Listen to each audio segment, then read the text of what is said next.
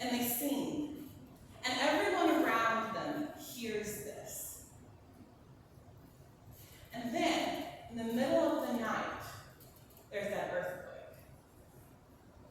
That wonderful earthquake.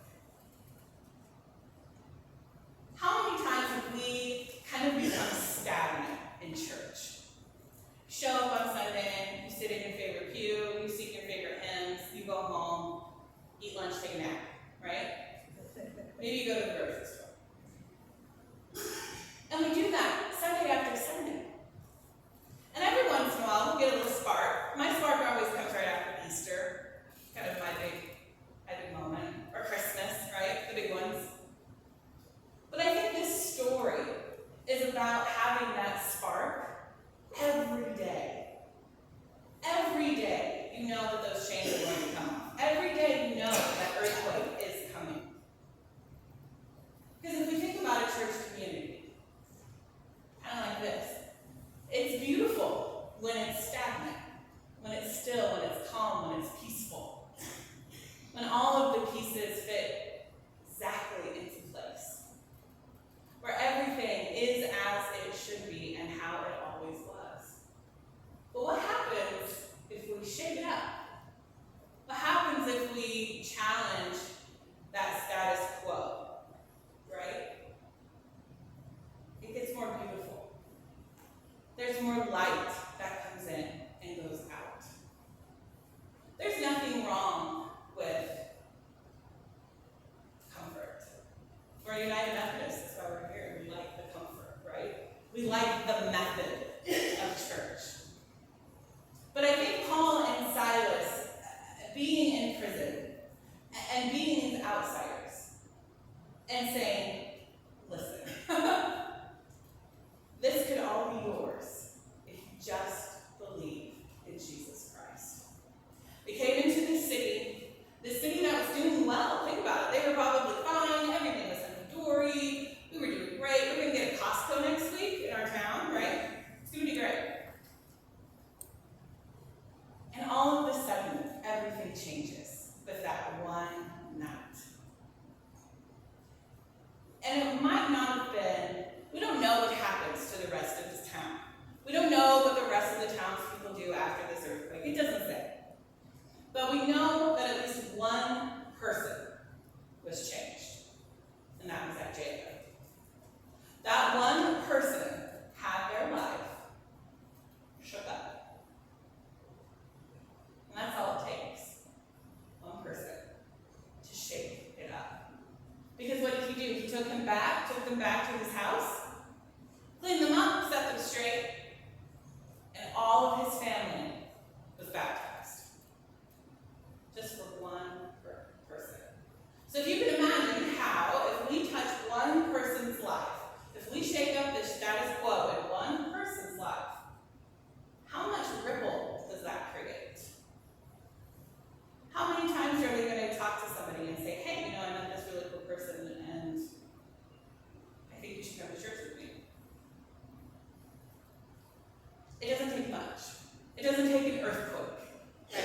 It doesn't take being in jail and all of a sudden there's this powerful earthquake and your chains are not only, it doesn't say they're broken, which I think is very interesting, they're let loose. So God comes in and he unchains them and sets them free. And that's all it takes, which is a big miracle if you think about it. But there are small miracles that we can do. We can smile to a stranger. Right? We can be kind to that person that maybe cuts us off in traffic, which I live up by Kansas City and that's a regular occurrence for me and I have to try very hard to be kind to those people. It's hard. But shaking things up is never bad. There's a line as I was researching, there was a line that kept popping up over and over as I was reading other people's sermons and reading other people's commentary on the scripture. And over I heard the term good trouble. Seems like an oxymoron, doesn't it? I can imagine being in trouble when I was a kid. And my niece Emily is with me, and we're only a year apart, so we were like sisters. And we did not get into so much good trouble. got into a lot of bad trouble. One, particularly with her brother, who was 5 years younger than I am, and sometimes we weren't very nice to him, but kids will be kids. But good trouble, what does that look like? What does that look like? It's standing up and speaking out against injustices. Whatever you are passionate about, it's being loud about it. It's saying, this is wrong, and we need to do something about it. And I know church is not supposed to get political, right? We're going to stay far away from that. But good trouble is not that. Shaking things up, saying, what happens if we do this? What happens if we create just a tiny earthquake? If we create a small ripple? If we touch one person's life, what could happen? And I think that's what our story today is about. It's a fun story. Like I said, I really like the part where it explicitly says that Paul became irritated and said, knock it off. It's a very human story. But at the very end, Jesus comes in, God comes in, and shakes it up. Shakes it to the foundations, it says. It shakes the prison's foundations. I'm not saying we have to go out and shake foundations, but maybe just a little shaking. And see what happens. See what happens when you put good out into the world and see how it comes back. Because after all, that's what Jesus was resurrected for. For this promise that if we make disciples, that his kingdom will live on. And we can't do that without shaking things up. We can't do that without creating a little good trouble. And if you're anything like me, I'm an introvert. It's very hard for me to talk to people. I know, surprise, I'm up here talking to you folks. But one-on-one, I'm terrible. Oh, I'm so bad.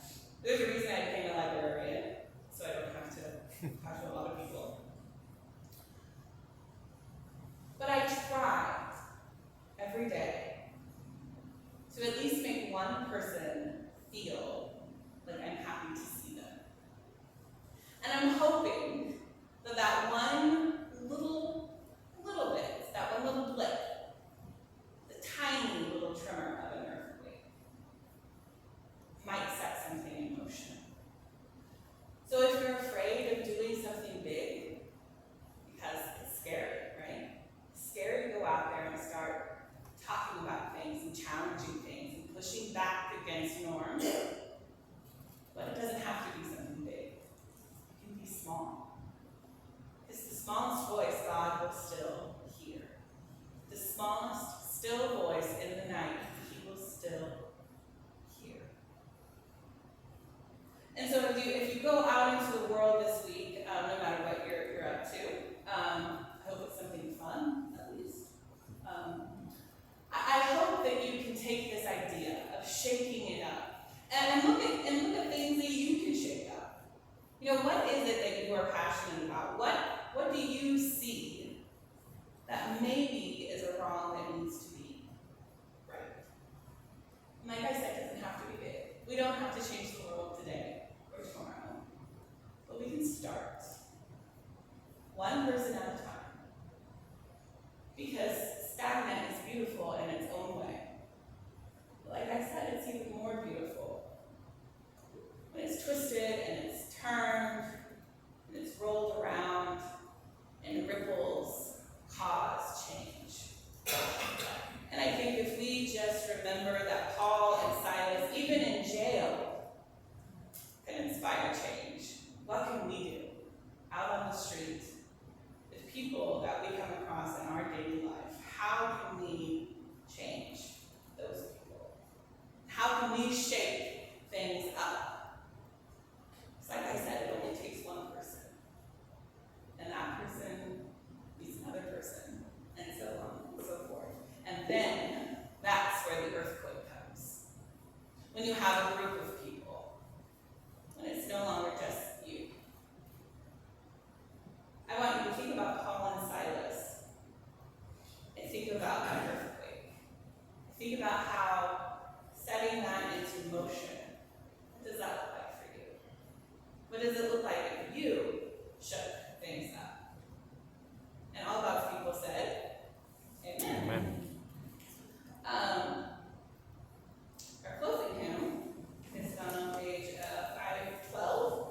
going to do verses